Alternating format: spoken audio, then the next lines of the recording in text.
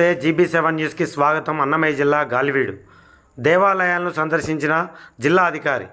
బుధవారం నాడు అన్నమయ్య జిల్లాలోని పలు దేవాలయాలను జిల్లా దేవాదాయ శాఖ అధికారి విశ్వనాథ్ సందర్శించారు.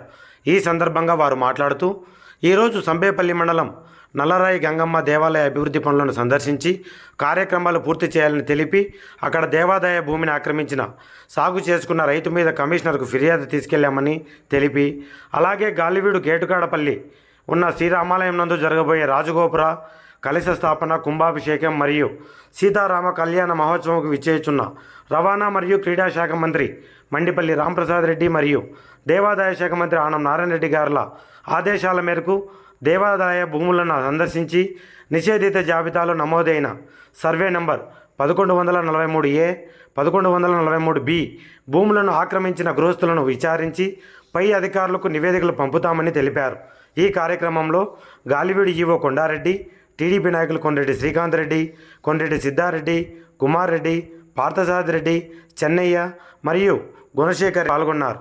చెరువు గ్రామంలో గేటుకాడపల్లిలో వెలిసినటువంటి శ్రీ కోదండ రామాలయాన్ని ఈరోజు సందర్శించడమైంది.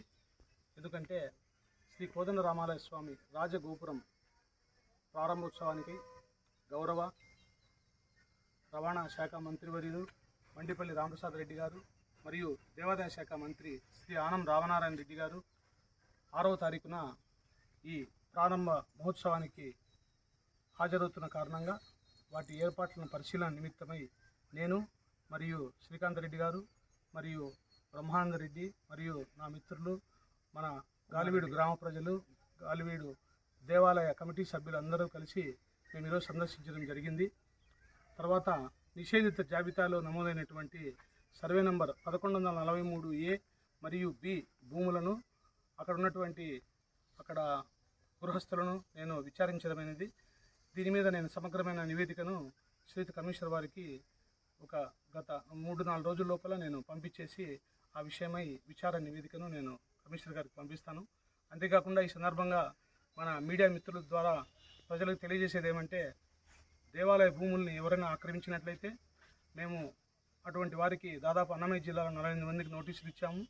ఈ ఆక్రమణదారులపై చర్యలు తీసుకోమని మన గౌరవ ముఖ్యమంత్రులు మరియు మా దేవాదాయ శాఖ మంత్రివర్యులు వారి యొక్క సమీక్షా సమావేశాల్లో చాలా స్ట్రిక్ట్గా ఆదేశాలు ఇచ్చి ఉన్నారు. కాబట్టి ఆక్రమణదారులు ఎవరైనా ఉంటే వాటిని గుర్తించి మేము వారి మీద చర్యలు తీసుకొని దేవాలయ భూముల పరిరక్షణకై మా దేవాదాయ శాఖ కట్టుబడి ఉంటుందని మీ ద్వారా నేను తెలియజేసుకుంటున్నాను.